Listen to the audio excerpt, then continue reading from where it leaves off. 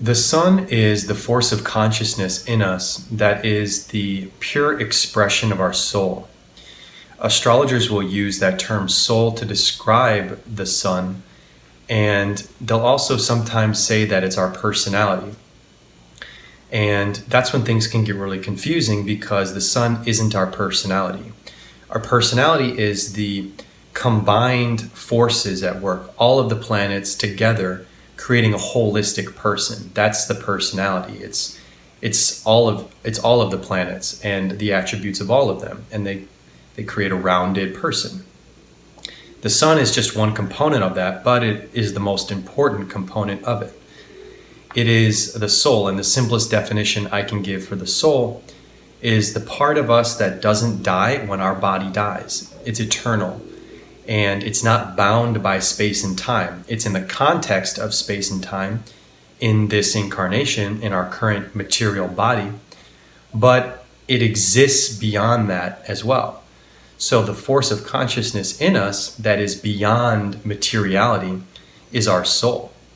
And if we look at the sun in the sky, the sun is giving life to all of creation. Without the sun, there would be no life as we know it. And likewise, the sun in us, it's activating our material creation. It's activating our material body.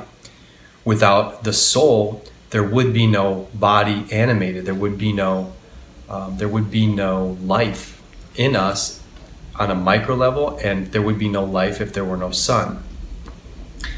So the sun is fire, and fire in astrology is our inspiration.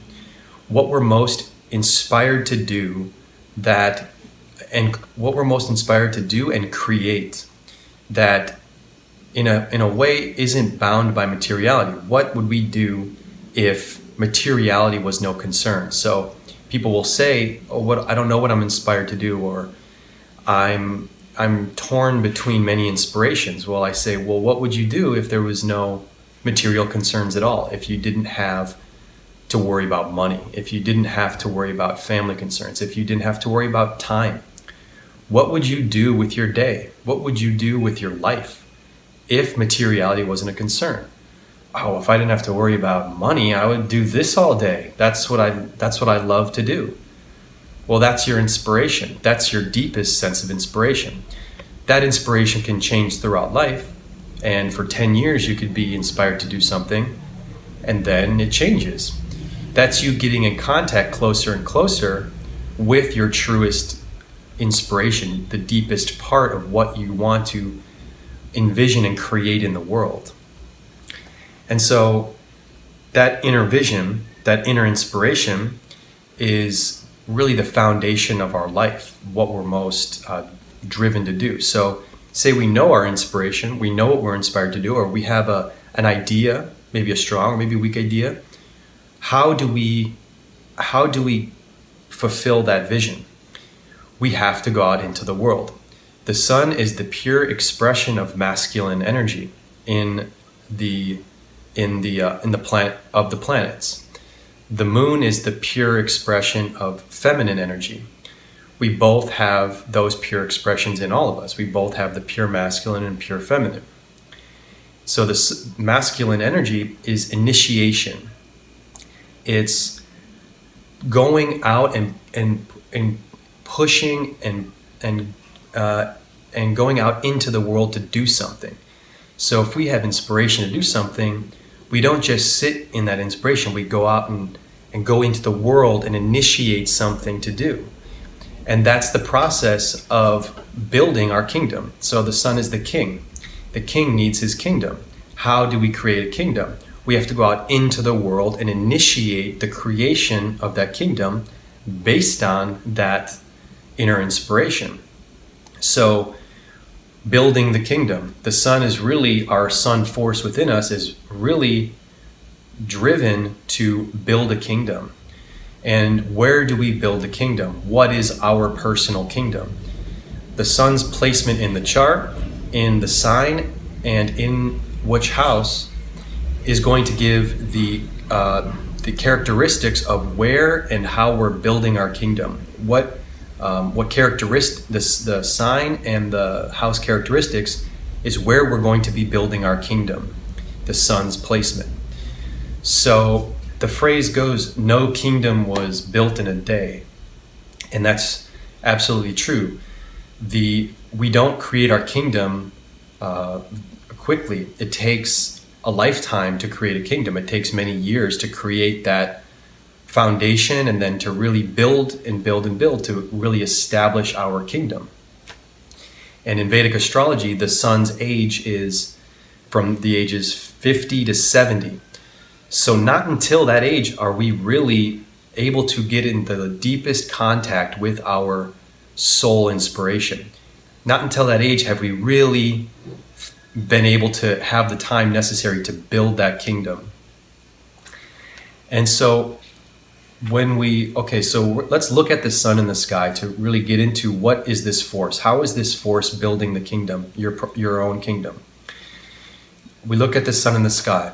The sun is the the sun is the most consistent of all the planets. It never goes retrograde. All the other planets go retrograde except the moon, but the moon has phases. The moon changes every day its phase. The sun does neither of those. The sun's pattern in the sky is the most consistent. So the sun in our chart first represents our consistency, our stability in our ability to build that kingdom. Someone with a great sun is going to have a daily consistency to continue building that creative vision that they have.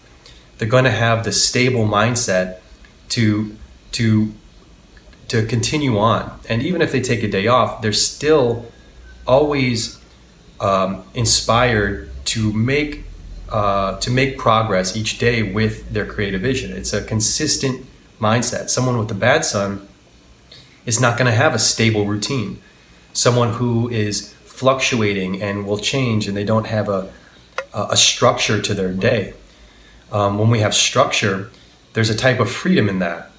People think that structure is just it's an enslaved kind of paradigm, but no, we can have a freedom within a context, and we can have a very good stability and a freedom to create within a structure. So the sun is also the bones of our body. It's the structure of our body.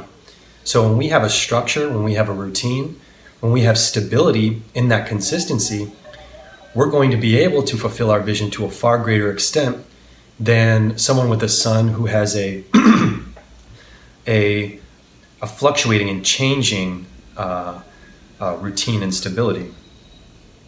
So it's that consistency and that foundation that we have to set.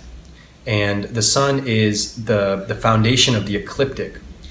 All of the other planets they don't leave the ecliptic line as we observe the sun in the sky. They're all hugging the ecliptic in a sense. So the sun is a leader. It's leading by its position in the sky all of the other planets. And that's what a main component of our sun energy is, our sun force. It's our ability to lead, our ability to have a foundation, stand strong, and to lead other people. In this context, to lead the other planets, but inside of us, our ability to be our own self-authority and our ability to be an authority for others. And as our sun is also our confidence.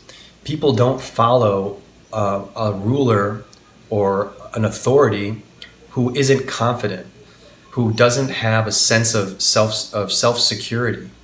The sun as a force will show us a person's ability to be confident and their confidence level.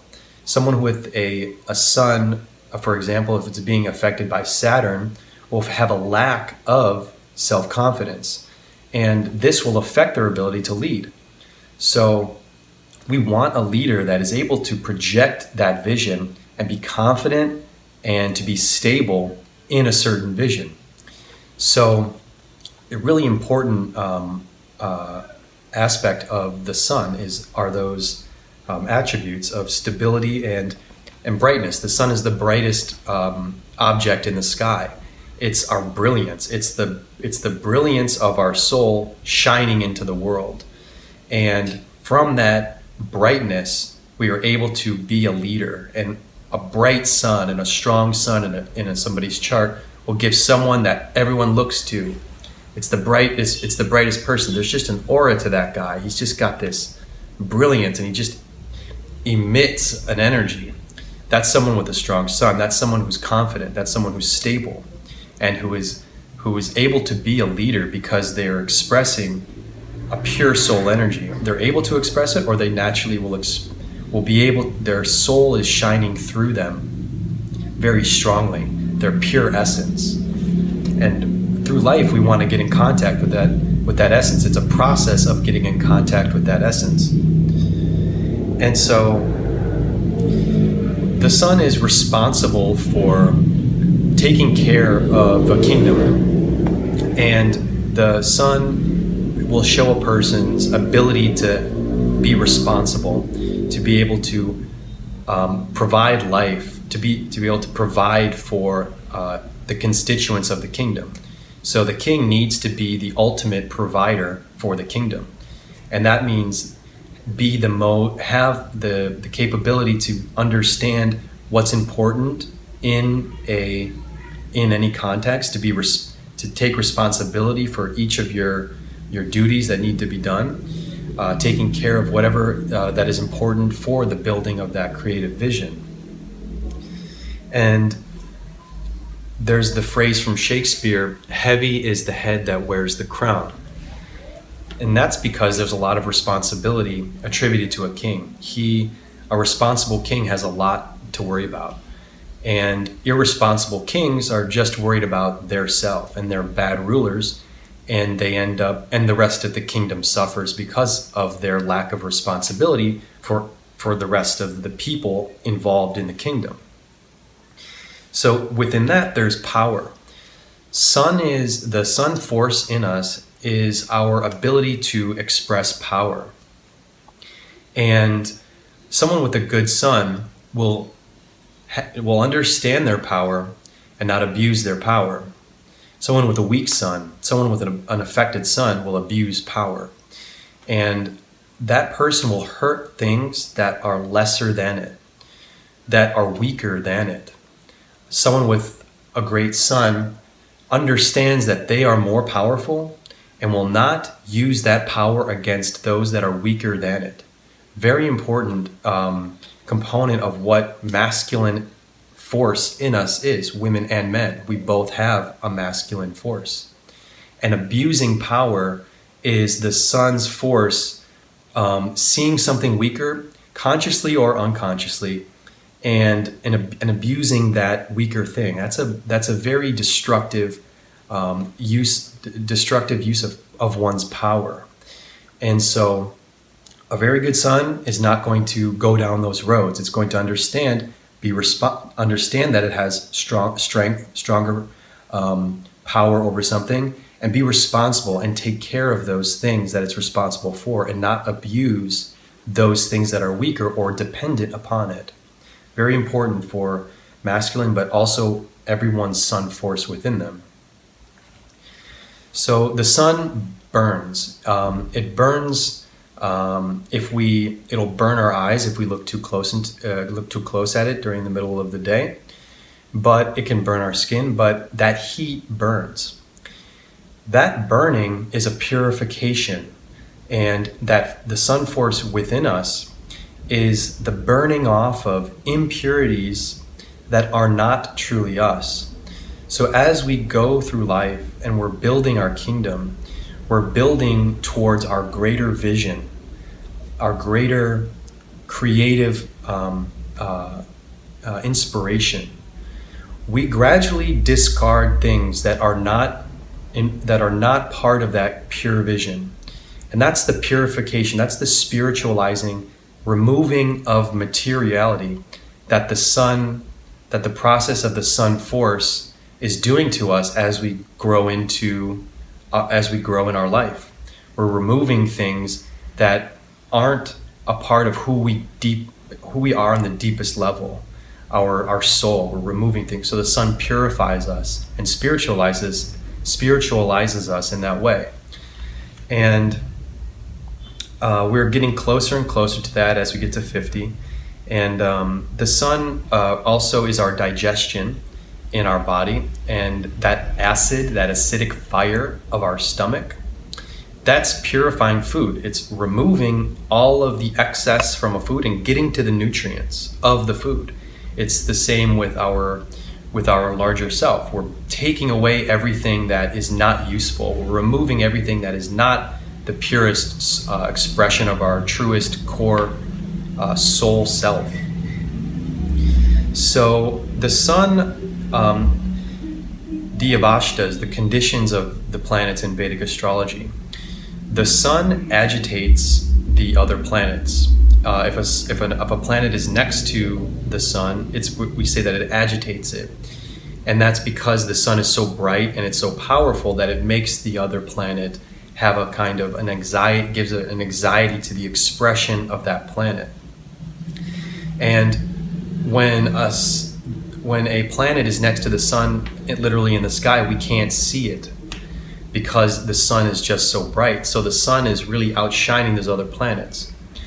And in that process, so what happens is that those planets, they undergo a process of being sacrificed, in the sense that they are subservient to the light of the sun. We can't see them. So in a chart, when we look at what is near the sun in the same sign as the sun, we're looking at the other planets that are next to it, and there are parts of those planets that are next to the sun that need to be sacrificed in order for the sun's greater vision to happen. Sacrifice is a very key component to everything that the sun represents in us. Our ability to make sacrifices for our greater vision. And those sacrifices are usually material things. So we need to make material sacrifices in order for something greater to happen, for especially the evolution of the soul. There are some paradigms where people say that evolution or spirituality is being happy, or it's finding your true happiness. But the spiritual process is actually the process of sacrificing materiality for your soul to grow spiritually and become more pure in a soul expression. It really doesn't have much to do with happiness. Happiness is a byproduct of following our soul's path. It's not the goal itself. So when we're doing our soul's inspiration, we see things that we need to sacrifice in our lives in order for that greater vision to be accomplished, in order for the greater growth of our soul to happen. And so and likewise, how the planets, parts of those planets next to the sun have to sacrifice certain parts of their expression for a greater vision. Likewise, there are parts of us that we learn about that we need to get rid of. And the sun's force in us, in the chart that we're looking at, will show us a person's ability to make sacrifices for something greater than itself, greater than its own personality, something on a soul level. And so someone with a bad sun, or someone with an affected sun in the chart, is not really going to be inspired to make sacrifices for something larger than its own immediate concerns.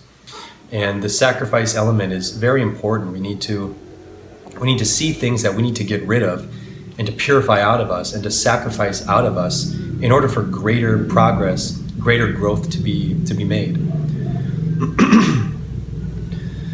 So, and that sacrifice creates a separation between our pure nature and our material nature. So the sun will separate, it'll give a sense of separation from the components of the other planets in the chart. And and as we sacrifice, as we make, as we're being more responsible as we're growing in that soul strength within us, as we get in closer contact with our sun force during the course of our life, we become stronger and more self-reliant. And that self-reliance, that self-strength, that self-empowerment is absolutely critical to understand with our soul, with our sun force in us, and growing in our life and becoming more self-empowered in our own life. It's when we look at a chart, we're going to see if a person has that ability or how they can work on that ability, what changes that need to be made for them to become stronger and more self-reliant, how to use that sun force to stand firm in their kingdom, how to be the self-reliant king that isn't dependent upon the other kings. He is ruling his kingdom. You are ruling your kingdom. And we need help, of course, and it's not saying that we cut ourselves off from everybody else, but it's a strength in self-empowerment and self-reliance. And one symbol that's often used, it's used in Vedic astrology to describe how the sun appears, is the lotus flower. The lotus grows in water. Its roots are in the earth of the water. The stem goes through the water, and it goes to the top of the surface of the water, and it blooms on the top of the surface of the water. The lotus symbol is used for the sun because the sun needs to be above the muck. It needs to be above. If we say the water is our world, and the earth and the earth inside the water, the bottom of the water, the sun rises above that, and it goes above the water, and it's at the surface of the water. It's above the world of the water. So in that sense, the sun's force in us shows us our ability to rise above material concerns, our ability to rise above what is simply transitory in time and space. How well can we stand above the worldly, the transience of the world, the changing of the world? As we said, the sun is that soul portion that never dies. How well can we get in contact with that force that never dies and be above the world?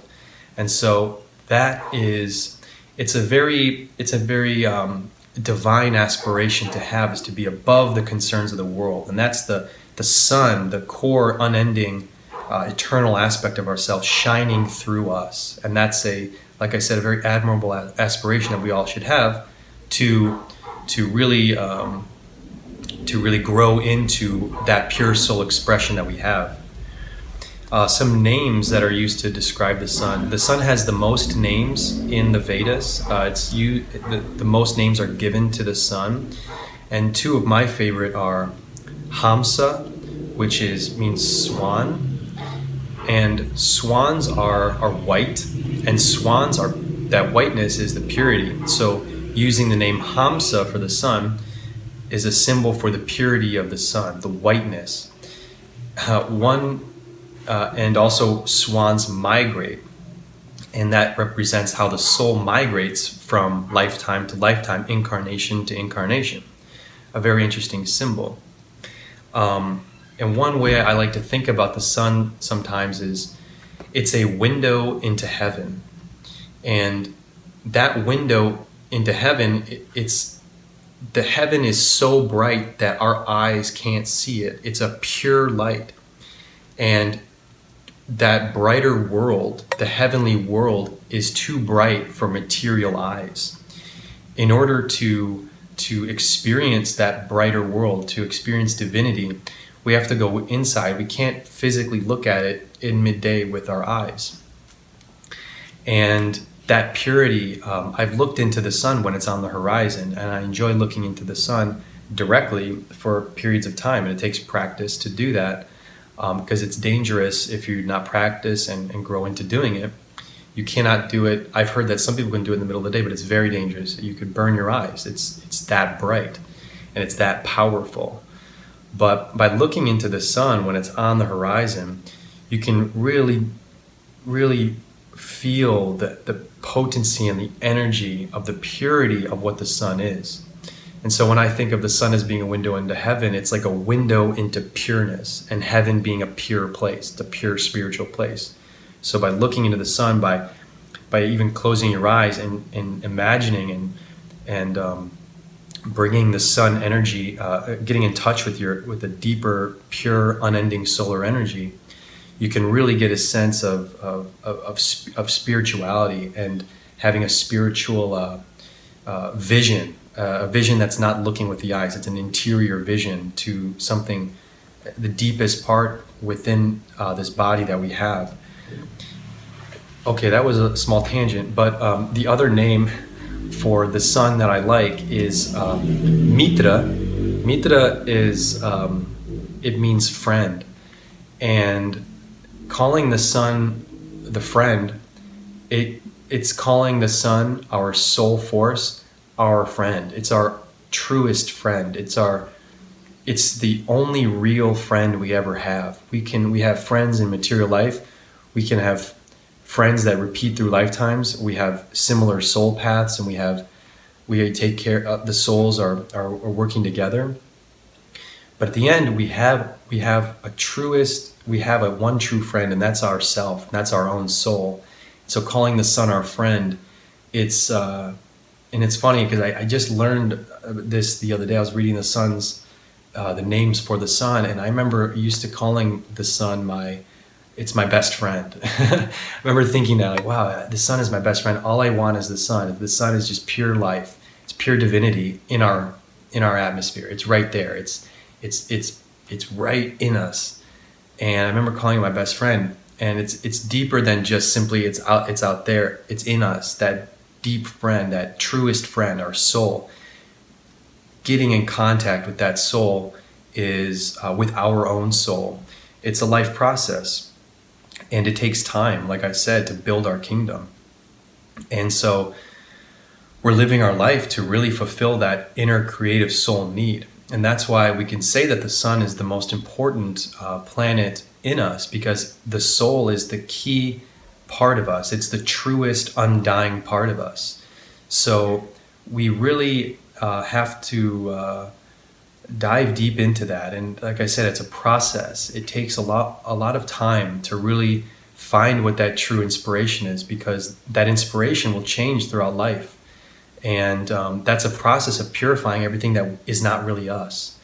So it's a really powerful, to understand the sun, one needs to really contemplate, think about these different components, because our suns can have different things happening to us. But when we're thinking about the sun, we think about its pure expression. What would the perfect sun in a chart, in astrology, be like? And it would be all these attributes. It'd be the enlightened king, the king that does everything that is righteous for the kingdom. He sacrifices everything. He sacrifices his own life to make sure that the kingdom is running smooth, make sure that the kingdom is accounted for, and that everything is taken care of. And that part of us, where are we making this kingdom? Where are we making this? Where is our part in the world? Where is our slice of the world? Where are we building our kingdom? Is it, I'm going to make a shoe store, or I'm going to be a farmer, or I'm going to be a race car driver? Where are you going to make your kingdom? It's a big, deep question, and it's a big, deep concern that we all need to get in touch with. What is our inner fire? What is our truest inspiration to do in this world? That's getting in touch with our pure masculine side and seeing how we're going to create into the world. Like I said, women have it too. So they have that side of them too. Getting in touch with their masculine side. What is my vision for my life? What am I going to do with my life? And so, yes, it's a wonderful thought to have about who are we on the truest, deepest level, and that's the sun's force, that's the sun's influence in our personality. That's the deepest part of ourselves. So when we're studying the sun in astrology, we're looking into these different components and how these different aspects, create that sun force in a person. and how positively and negatively the sun is being affected, how well that force is being expressed in the person. And the next is the sovereign, the next ruler of the kingdom is the moon, and those are the two sovereigns, they rule together. And so the next video will be about how the moon's energy is working within us and how the moon's force is expressed in ourselves.